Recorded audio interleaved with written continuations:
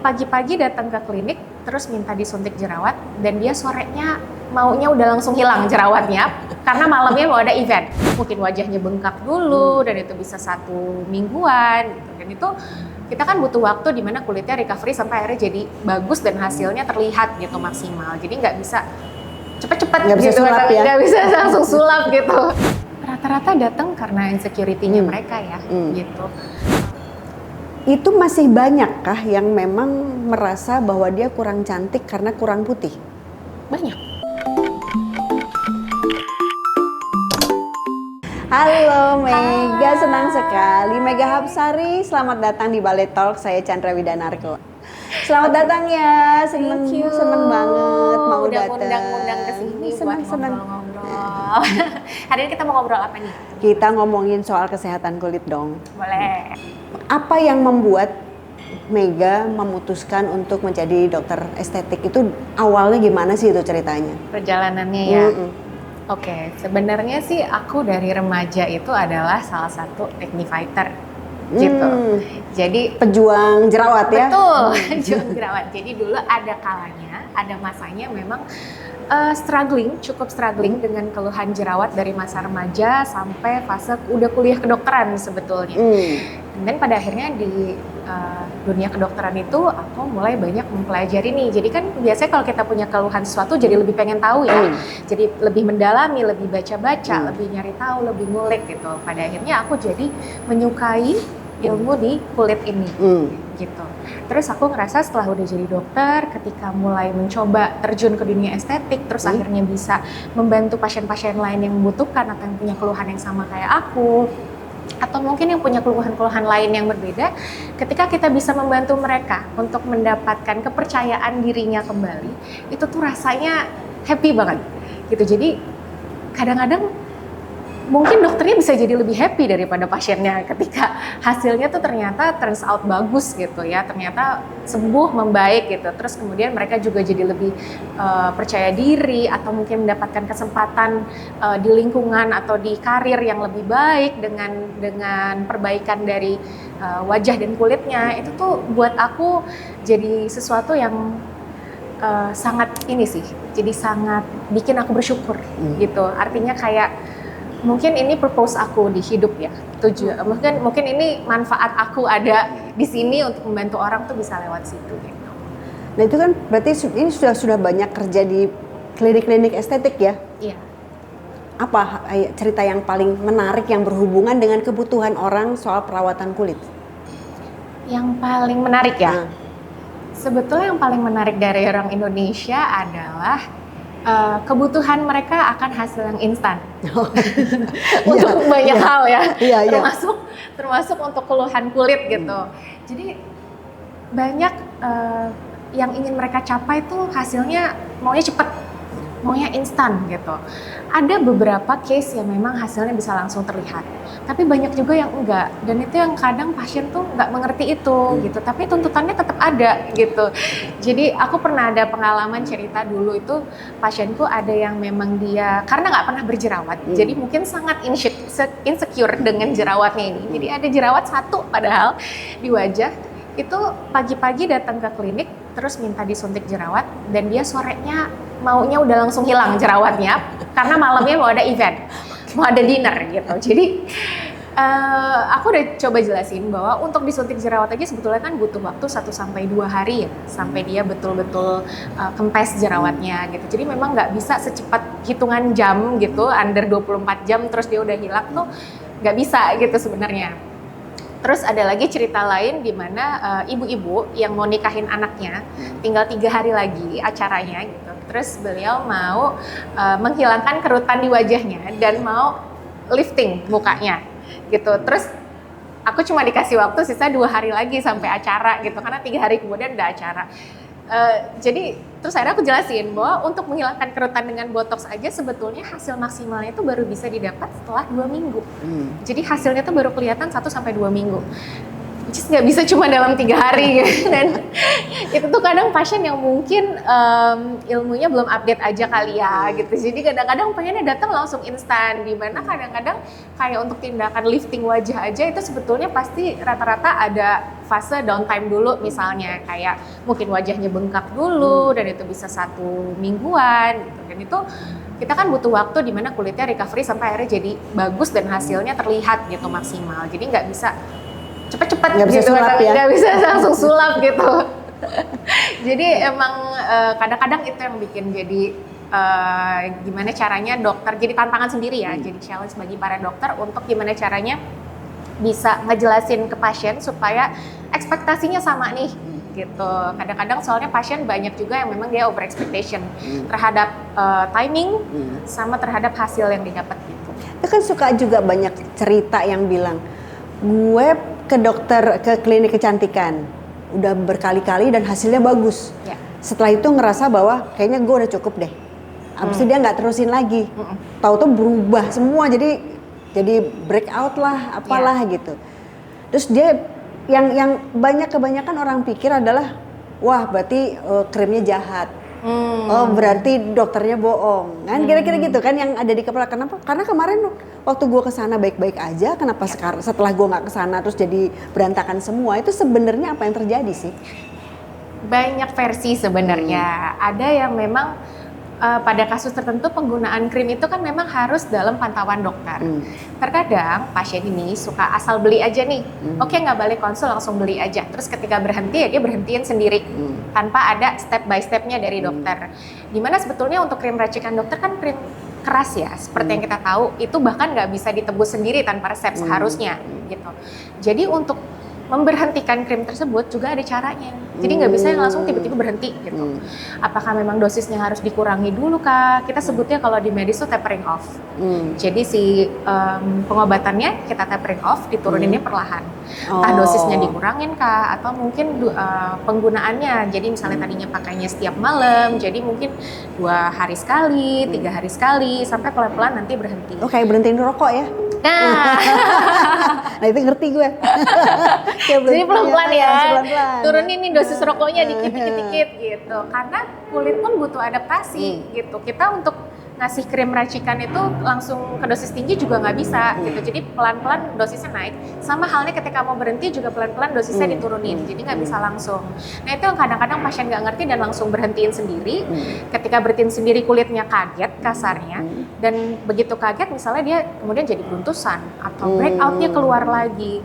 Nah itu biasanya ujung-ujungnya jadi menyalahkan krimnya atau jadi menyalahkan dokternya. Padahal sebetulnya memang pasiennya tidak berhenti sesuai anjuran, sesuai aturannya gitu. Jadi menurut aku memang untuk kasus krim dokter ya, kalau krim dokter memang bisa digunakan terus-menerus, bisa juga untuk kondisi kasus tertentu. Tapi secara general untuk perawatan kulit, menurutku emang nggak bisa hanya cuma satu rentang waktu tertentu. Gitu, karena kita penuaan kulit berjalan terus ya dong, gitu nggak mungkin terus kita mau berhenti perawatan kulit tapi harapannya penuaan kulitnya juga berhenti, itu kan nggak mungkin ya. Maksudnya secara kita bertambah usia kan penuaan kulit juga berjalan. Jadi menurut aku merawat kulit adalah suatu investasi, gitu. Jadi investment buat diri kita sendiri, dimana kita kalau kita mencintai diri kita, otomatis kita juga akan merawat diri dong. Salah satunya adalah merawat kulit. Oke, artinya merawat kulit itu kan kira-kira sama dengan makan sehat ya, kira-kira ya. Yang itu harus dilakukan terus-menerus, bukan mut-mutan. Iya. Jadi itu adalah bentuk kita mencintai diri sendiri dan merawat diri kita dari mulai sehat dalam tubuh, termasuk kulitnya sendiri, gimana kita merawat kulit. Apologies for this interruption. Ini jarang-jarang nih. Enak. Bentar nih belum. Iya enak. Ini adalah makanan Jepang yang kayak bento yang kayak bekal dari emak lo, gimana sih? Kayak lo ya dibekalin sama emak lo. Terus dapat makanan yang comfort, yang enak, yang nyaman. Dan lo udah tahu rasanya. Dan lo udah ketika setiap suapan lo tahu itu enak gitu loh. Gimana sih? Gue gak biasa nge-review makanan, tapi ini enak deh beneran. Mampir sendiri deh. buruan mampir ke Doki Bulungan. Chicken nanban dan salmon teriyaki bento. Namanya panjang tapi sumpah enak. Mampir ya. Gue nerusin makan sekarang. Kalau menurut Dokter Mega nih, perempuan itu perlu apa sih supaya dia tuh tetap bisa menjalani hidupnya lahir batin lah? Oke. Kalau in general menurut aku sih yang dibutuhkan wanita modern nih ceritanya saat ini sebetulnya mungkin kalau boleh dirangkum satu kata lebih ke stabilitas.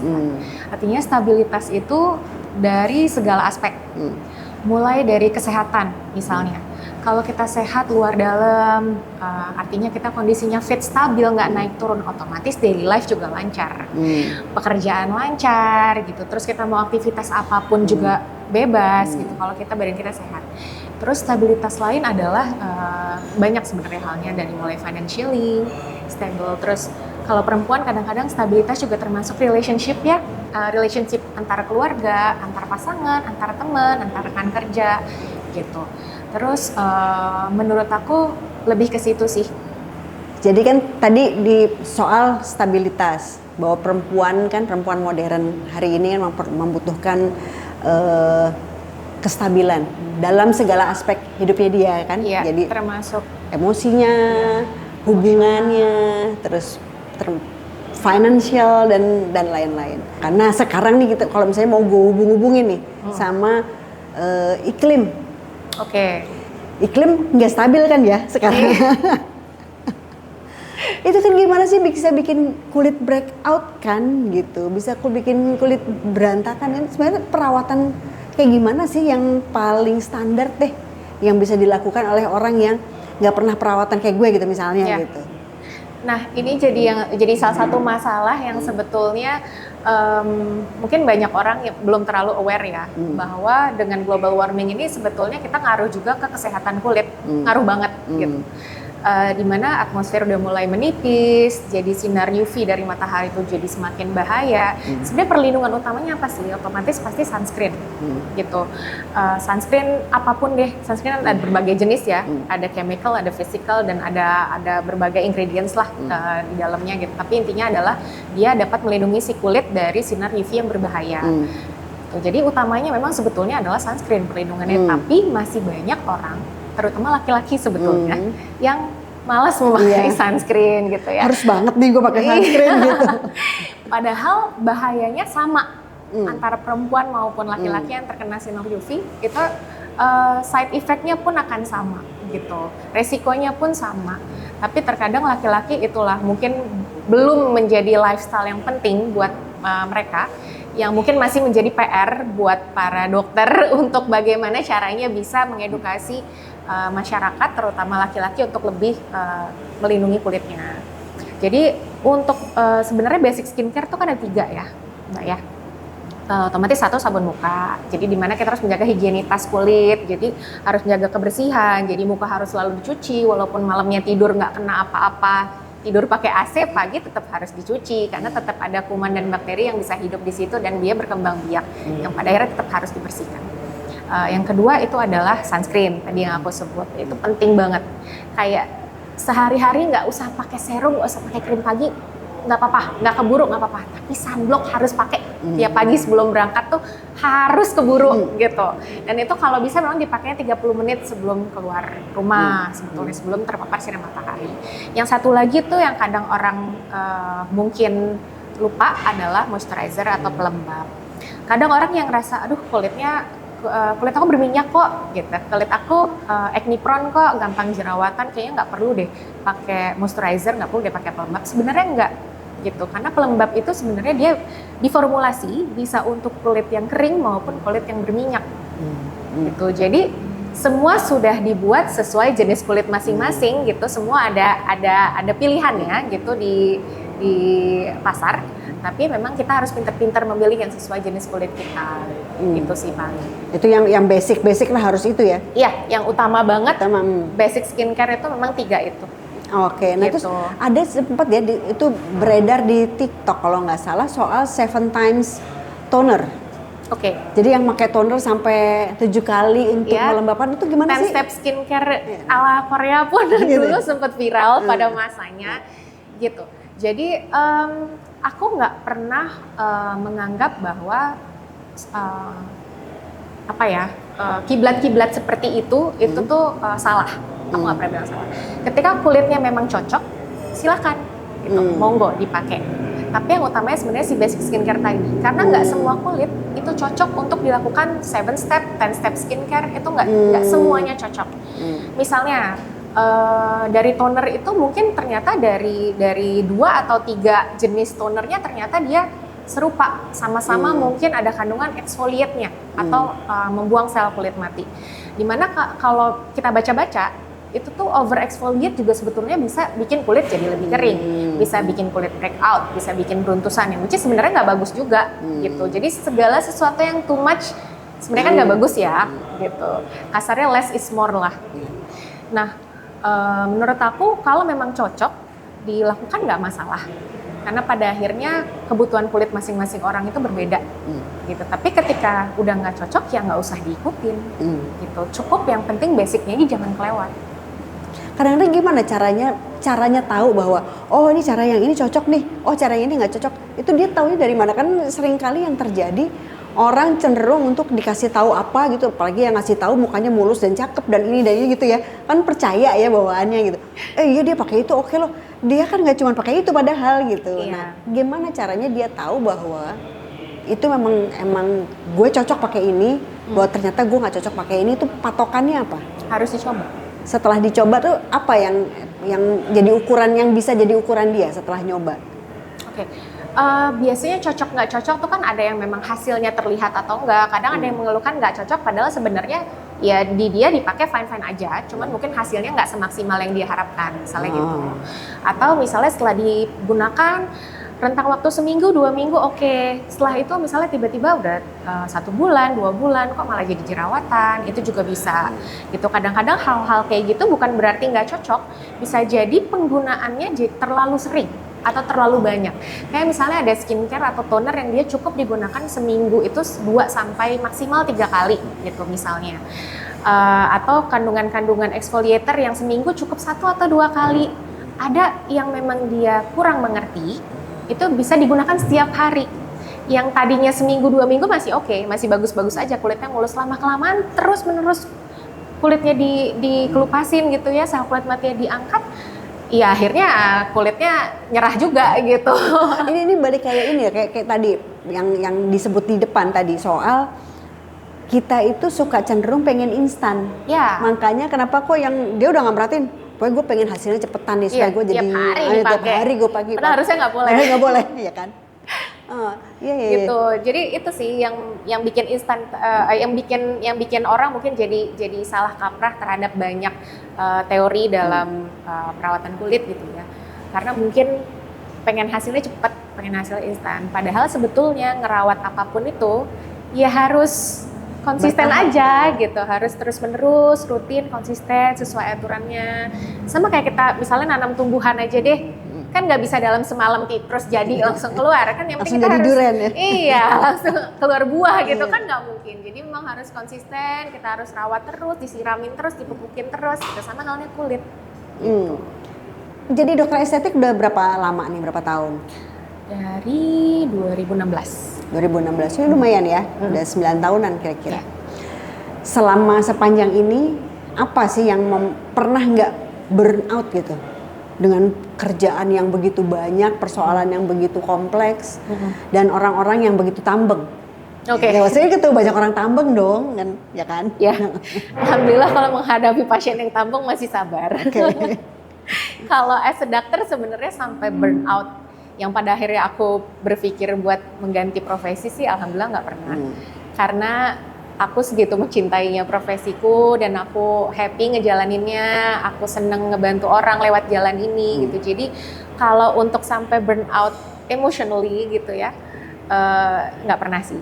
Cuman ya kalau namanya kita kerja, ya physically capek kan pasti ada ya, physically exhausted pasti ada gitu. Paling lebih ke situ aja sih, tapi kalau sampai burn out sih nggak pernah. Apa yang membuat Mega begitu mencintai profesi ini? Itu menurut aku salah satu purpose aku di hidup ini ya untuk menolong orang lain lewat situ.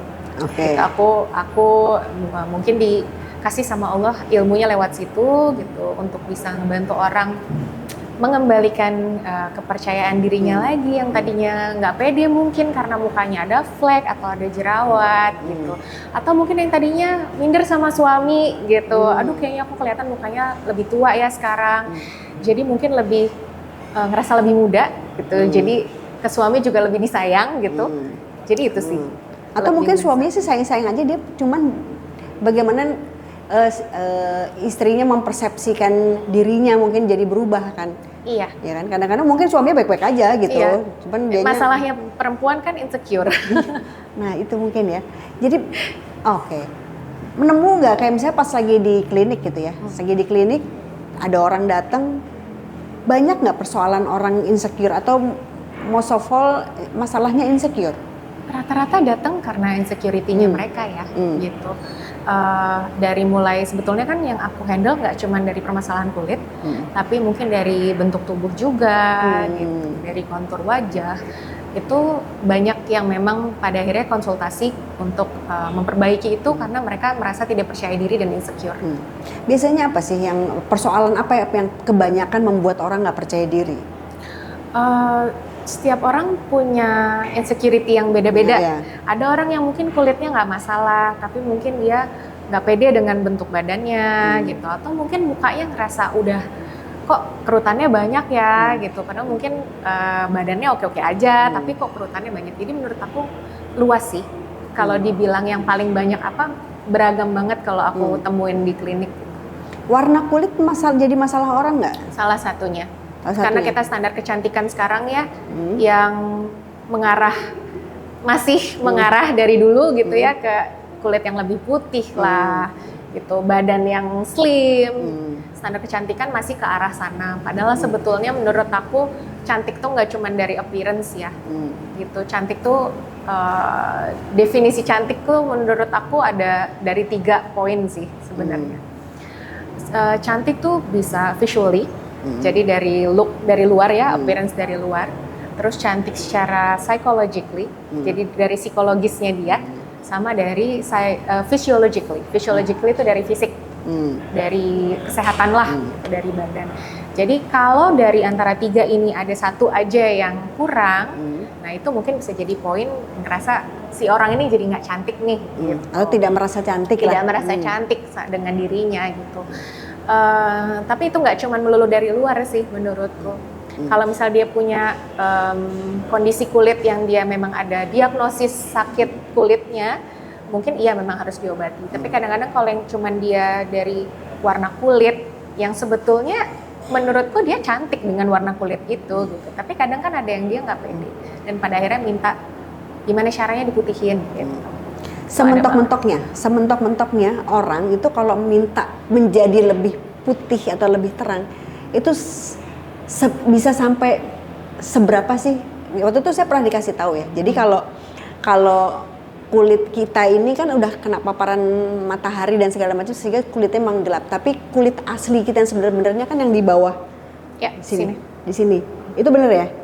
Jadi artinya orang nggak bisa minta warna kulitnya lebih putih dari ini gitu kan? Atau gimana? Oke, jadi skin tone memang sebetulnya bisa naik gitu. Beberapa tingkat mungkin bisa, tapi itu pun butuh konsisten dan butuh waktu ya. Artinya untuk mencerahkan itu gitu. Tapi kalau dia memang dari rasnya sudah berbeda, secara kita kan di dunia ras banyak ya gitu. Kalau memang dari rasnya sudah berbeda, ya memang sulit sih, gitu. Kalau misalnya orang Indonesia mungkin dia masih bisa tone-nya sampai, walaupun nggak bisa juga sampai kayak orang Korea ya, atau orang Jepang mungkin yang bisa putih banget atau Caucasian gitu, nggak bisa. Tapi setidaknya bisa beberapa tingkat lebih cerah. Jadi tetap ada limitasi dari segi ras juga dan genetik. Nah artinya kan kalau misalnya dari tubuh, misalnya gue deh, artinya gue kalau misalnya toh mau disecerah-cerahnya nggak bisa akan lebih nggak ya sebatas ini kan warna naik ini beberapa tingkat masih bisa. Oh gitu. Jadi misalnya gue mau lebih putih dari ini gitu, itu masih bisa? Masih bisa naik beberapa tingkat. Oh oke. Oke. Tapi itu tetap ada batasan tergantung jenis kulitnya ya. Tergantung Warna, memang warna rasnya, dasar kulitnya. jadi dari rasnya dan genetiknya itu. Tapi menarik ya, maksudnya gini, gue tuh banyak deh ketemu perempuan yang cantik-cantik, yang warna kulitnya aneka rupa. Nggak, putih itu nggak menggambarkan cantik sih sebenarnya gitu ya kan, ya itu cuma warna aja gitu. Tapi kan cantik itu kan berhubungan dengan bagaimana struktur mukanya, terus bagaimana dia bawain diri gitu. Taruhlah kita nggak bisa lihat inner beauty, nggak kelihatan lah, taruh ya, dia diem aja, senyum aja, diem gitu. Udah diem itu kan langsung kita udah bisa judge dia cantik, secantik apa gitu. Dan aneka warna kulit ya banyak ya yang cantik-cantik. Kalau di klinik kecantikan yang selama ini Mega temui ya, itu masih banyakkah yang memang merasa bahwa dia kurang cantik karena kurang putih? Banyak. Masih banyak ya? Oke, ini menarik. Banyak. Menarik. Jadi ada yang pengen memutihkan kulitnya dari infus misalnya, ada yang mau pakai perawatan kayak laser atau kayak dari krim-kriman. Nah, itu yang sebenarnya juga harus hati-hati ya, karena banyak banget sekarang dijual di pasaran tuh krim-krim yang berbahaya. Untungnya sekarang udah banyak teman-teman dokter yang juga mengedukasi soal itu sih. Jadi harapannya memang masyarakat udah lebih terbuka matanya bahwa untuk penggunaan krim racikan dokter tuh harus lebih hati-hati, nggak bisa langsung dibeli di e-commerce. Secara langsung cuma konsul sama admin misalnya gitu. Dan mudah-mudahan teman-teman dokter lain juga udah mulai aware gitu ya untuk apa sih, bagaimana cara penanganan pasien-pasien yang korban dari krim-krim entah itu dengan merkuri atau dengan dosis yang tidak seharusnya. Kan sebetulnya untuk krim yang berbahaya tuh either memang isinya kandungan yang tidak seharusnya atau dosisnya yang tidak seharusnya gitu. Nah itu biasanya yang akan jadi korban seringkali adalah orang-orang yang mau instan. Karena biasanya krim-krim kayak itu cepet tuh Mbak. Jadi cuma jarak 1, 2, 3 minggu, fleknya langsung hilang, mukanya langsung cerah, langsung glowing gitu. Jadi pada saat penggunaan sebetulnya oke, mungkin bagus gitu. Sebulan, 2 bulan, 3 bulan dipakai oke, muka glowing, cerah. Tapi begitu dipakai long term dan ketika dia stop krim itu, baru muncul efek sampingnya. Dan itu kadang yang aku pernah nemuin, bahkan aku sendiri yang ibaratnya di dunia ini tuh kadang kalau ketemu langsung kasusnya tuh masih suka kaget gitu. Yang seperti semula tuh butuh PR yang panjang dan waktu yang lama sekali gitu untuk bisa balik. Dan itu juga kita harus coba jelasin ke pasien, kita butuh kesabarannya untuk ngobatin itu. Karena biasanya pasiennya maunya cepat. Nah, itu yang dirusak apa sih? Jaringan kulitnya kah atau? Betul. Oke. Kandungan apa yang sebetulnya berbahaya yang ada dalam sebuah produk pemutih atau pencerah wajah itu? Yang paling umum mungkin kita udah biasa kenal ya, kandungan dengan merkuri misalnya, di mana itu nggak seharusnya ada di situ. Kemudian kandungan lain yang mungkin waktu itu sempat viral juga adalah hidroquinon. Tapi sebetulnya sampai saat ini hidroquinon masih menjadi lini pertama untuk kasus melasma pada kulit. Jadi kalau penggunaannya sesuai anjuran dan sesuai aturan dari dokter, seharusnya itu masih aman. Karena ada dosis tertentu dari hidroquinon itu yang memang batas atasnya, itu batas dosis maksimalnya yang tidak boleh melebihi dari dosis tersebut gitu. Ketika melebihi dosis tersebut, otomatis akan berpengaruh juga ke efek sampingnya ke kulit. Nah itu yang kadang banyak juga oknum-oknum dari pabrik krim ini yang nakal ya. Gitu.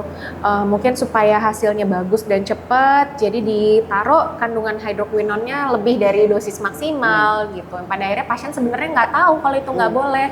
Begitu dipakai, terus udah sekian lama jangka waktunya, kok muncul fleknya malah keluar. Itu batas atasnya tuh berapa itu? Hidroquinon tuh dia batasnya di 4% sesuai anjuran sebetulnya. Oke. Tapi kadang-kadang ada aja jual 5, 6 atau bahkan sampai 8. Oke, berarti patokannya 4%. Kan biasanya kan suka ada tuh di ingredients-nya kan disebut ya? Kalau krim racikan kayak gitu kadang-kadang mereka tidak melampirkan.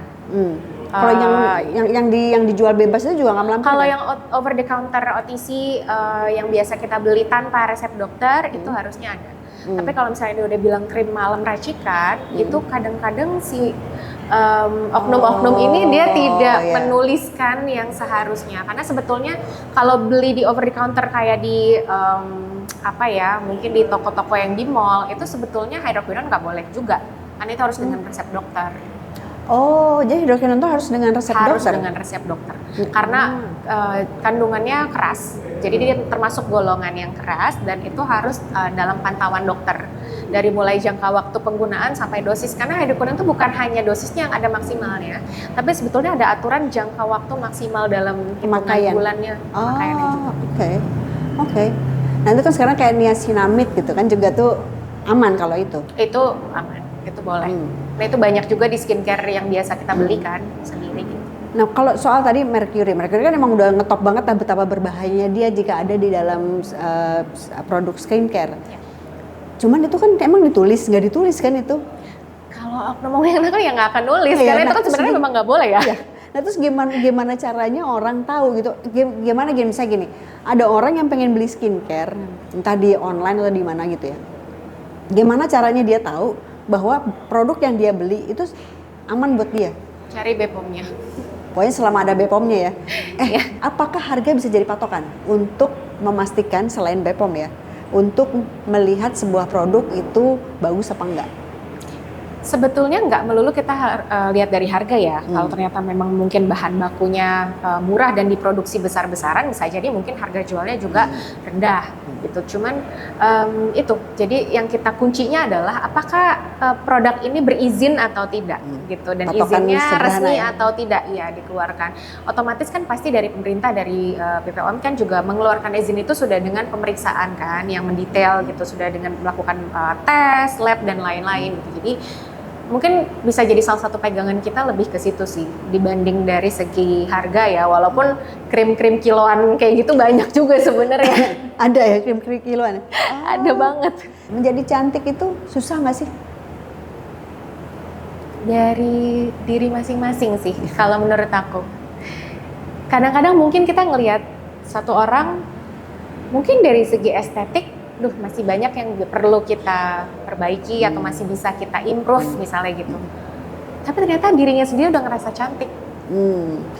Ya jadi kenapa harus diubah gitu? Kenapa harus kita improve kalau dia sendiri merasa sudah cukup dengan dirinya gitu, sudah merasa cantik dengan dirinya. Cantik kan sebenarnya subjektif ya, suatu kata yang subjektif gitu. Cantiknya buat aku mungkin atau cantiknya buat Mbak Cunel mungkin bisa jadi beda gitu, standar cantiknya mungkin bisa beda. Jadi menurut aku semua balik lagi ke diri sendiri sih. Tapi kalau dari aku pribadi untuk menentukan cantik itu sebenarnya ada 3 poin tadi. Jadi dari luar dan dari dalam. Dari dalam tuh ada yang dari kondisi fisik ya, badan sehat dan lain-lain, dan ada juga yang memang dari kondisi emosional gitu. Karena emosi yang stabil otomatis kita akan mengekspresikan diri kita pun akan lebih cantik, lebih anggun ketika emosi kita, jiwa kita lebih stabil. Ketika kita punya inner strength, kita punya self confidence. Beda orang mungkin yang sebenarnya badannya oke, badannya bagus, tapi ketika dia punya rasa insecure dan dia nggak confident dengan dirinya, mungkin dari postur aja udah kelihatan gitu. Dari postur kok kayaknya kurang bikin cantik gitu ya. Gitu. Tapi ketika sebetulnya dia badannya mungkin lebih bobotnya mungkin lebih daripada tidak memenuhi standar cantik orang-orang lah. Betul gitu. Tapi ketika dia mungkin pada saat jalan posturnya dia pede, dia confidence gitu dengan dirinya, ya bisa jadi terlihat cantik sebetulnya karena subjektif itu tadi kan. Iya. Betul.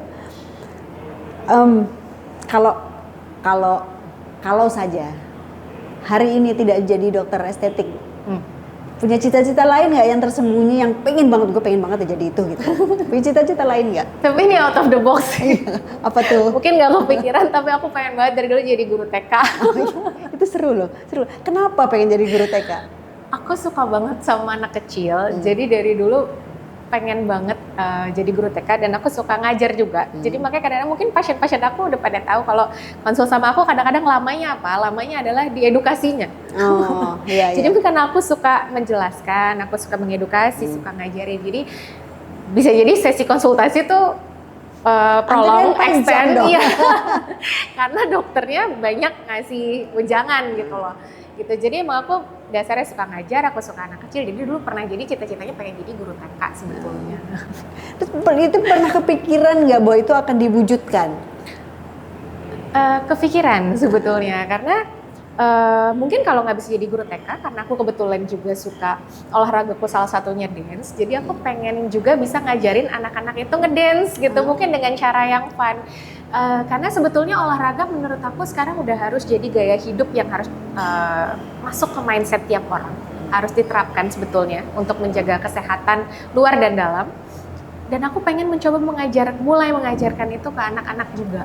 Bahwa olahraga tuh bisa dengan fun loh, yang penting kita bergerak gitu dengan cara mungkin menari gitu, dengan dance kita ngikutin irama lagu, tapi yang penting bergerak dan itu sebenarnya sesuatu hal yang bisa bermanfaat buat kamu dan itu harus dilakukan terus-menerus gitu.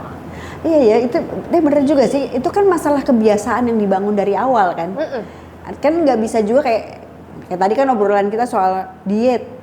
Ya nih gue lagi diet, lah diet kok lagi gitu. Diet itu kan lifestyle lah gitu, itu sebuah gaya hidup yang perlu dijalankan terus menerus yang berkelanjutan gitu. Atau misalnya apa sih, sama dengan perawatan wajah kan, perawatan tubuh, perawatan kesehatan, perawatan hati, perawatan pikir. Makanya kan perlu dirawat, kayak misalnya membaca buku, ini lagi rame nih orang baca buku. Ya baca buku bukan lagi rame apa enggak, tapi itu dijadikan sebuah kebiasaan gitu kan. Sama kayak orang olahraga. Olahraga tuh nggak bisa datang, saya lari sekali, nge-gym sekali, terus pengen langsung lihat hasilnya. Nggak bisa, karena itu kadang yang aku jelasin juga ke pasien aku yang mau hasil instan. Sebenarnya perawatan kulit tuh sedikit banyak kayak kita olahraga. Sekali 2 kali belum kelihatan hasilnya, tapi apakah nggak ada manfaatnya? Enggak juga. Apakah ada manfaatnya? Pasti dengan kita bergerak mau cuma sekali, mau cuma 2 kali, pasti ada manfaatnya. Cuma hasilnya belum kelihatan aja gitu. Tapi coba deh diterusin, dirutinin sedikit, nanti dalam rentang waktu tertentu juga pasti akan kelihatan hasilnya, makin lama makin kelihatan gitu. Jadi memang harus dibiasain. Kuncinya adalah, kalau buat aku, kuncinya adalah komitmen sama konsisten. Gitu. Kita komit dulu sama diri sendiri. Oke, tujuan kita untuk merawat kulit, tujuan kita untuk merawat diri, misalnya untuk olahraga, atau tujuan kita untuk merawat emosi tadi, emosi diri, itu sebetulnya apa sih? Goalsnya kita tuh apa sih? Dari situ ketika kita memang udah punya tujuan, ya harus komit dengan tujuan. Untuk mencapai tujuan kita itu memang jalannya nih harus, journey-nya nih panjang. Ya kita harus komit dan harus konsisten terus di jalan.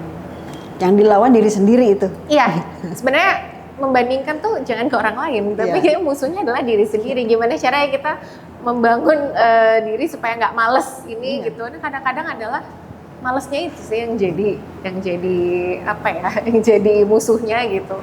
Terutama buat kita bangun bergerak dan olahraga. Karena kesehatan kulit itu bukan cuma dari perawatan di kulitnya aja loh. Kan tapi itu ada ngaruhnya juga dari apa yang kita makan, dari olahraga yang kita lakuin. Dari olahraga tuh dengan ngelancarin blood flow aja, itu tuh dia nutrisi ke kulit tuh akan lebih lancar kan. Otomatis kulit jadi lebih sehat. Kalau dari apa yang kita makan tuh udah pasti. Jadi buat aku tuh kayak apa yang kita masukin ke dalam tubuh itu akan terpancar lewat kulit juga. Masukin ke dalam tubuh tuh lewat berbagai macam tunnel ya. Artinya apa yang kita tempelin ke kulit otomatis diserap dari pori dan akan masuk ke tubuh. Itu udah otomatis lah skincare yang kita pakai gitu akan ngaruh ke kulit. Terus apa yang kita masukin lewat mulut, apa yang kita makan itu juga akan berpengaruh ke kulit. Jadi kalau semakin makanan kita sehat, otomatis kulit kita juga akan lebih sehat dan itu udah terbukti secara saintifik gitu. Gitu sih. Katanya kan kalau kita olahraga, begitu kita makin banyak berkeringat, makin sering berkeringat, makin selalu berkeringat setiap hari karena olahraga, maka kulitnya menjadi lebih cerah. Iya nggak sih? Ada 2 jawaban. Oke. Kalau kita bisa menjaga higienitas kita setelah olahraga, itu bisa jadi bagus untuk kulit. Karena sebenarnya pada dasarnya olahraganya tuh sangat bagus gitu untuk kesehatan kulit. Tapi ketika setelah olahraga keringetan, di mana keringetan itu numpuk segala macam bakteri di situ, terus gak langsung, oh abis olahraga, abis pedal, nongkrong dulu yuk ngopi gitu. Terus baju gak langsung ganti misalnya. Itu malah bisa jadi timbul jerawat di wajah, di badan, di punggung. Jadi balik lagi tergantung hygiene apa enggak ya? Iya. Oke. Itu bisa jadi dua hasil yang berbeda soalnya. Jadi tetap balik lagi higienitas penting sih. Gue pikir udah beres ya, begitu udah keringetan udah selesai tugas gue hari ini gitu. Tidur, nggak pakai mandi loh. Nah itu kalau bisa jadi mau nongkrong, habis itu mau makan segala macam ya kalau ada tempat mandi di tempat olahraganya baiknya dibersihkan, mandi dulu, ganti baju gitu. Apa yang dipegang sama Mega untuk memastikan bahwa perempuan itu akan selamat hidupnya gitu? Sebenarnya kita sama-sama punya anak perempuan. Sama-sama punya putri, di mana putri aku itu namanya terdiri dari 3 kata yang artinya ada compassion. Anakku namanya ada compassion-nya artinya. Terus ada knowledge-nya. Jadi di mana menurut aku penting ya gabungan dari ilmu pengetahuan dan rasa kasih sayang terhadap sesama gitu.